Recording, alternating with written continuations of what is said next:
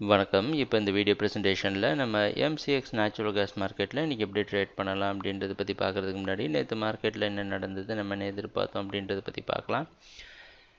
நீங்கள் பார்த்துட்டு இருக்குது நேச்சுரல் கேஸோட 7 நிமிஷம் கேண்டில் ஸ்டிக் சார்ட். இந்த கேண்டில் ஸ்டிக் தான் நேற்று மார்க்கெட்டோட ப்ரைஸ் ஓப்பனிங் 192 பக்கமாக ஓப்பன் ஆகிருக்கு நேச்சுரல் கேஸ் மார்க்கெட். நம்ம என்ன எதிர்பார்த்தோம் அப்படின்னா மார்க்கெட் தொடர்ந்து செல்லிங்க்கு சாதகமாக இருக்கும். 196 ரெசிஸ்டன்ஸை வச்சு நினச்சோம். ப்ரைஸ் ஓப்பன் ஆனது படிப்படியாக மார்க்கெட் போய் நம்ம ரெசிஸ்டன்ஸுக்கு மேலே ட்ரேட் ஆகி சொல்லப்போனால் 196க்கு மேலே க்ளோசிங் கொடுத்துருக்கு. எதிர்பார்த்த மாதிரி செல்லிங்க்கு சாதகமாக இல்லை.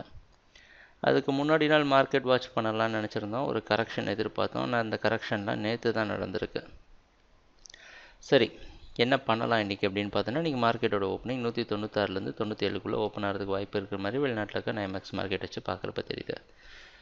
அதனால் என்ன பண்ணலாம் அப்படின்னா, 200 பக்கமாக இல்லை 199 பக்கமாக மார்க்கெட் வர வரைக்கும் வெயிட் பண்ணி அதிலிருந்து 202 வரைக்கும் செல் பண்ணலாம்.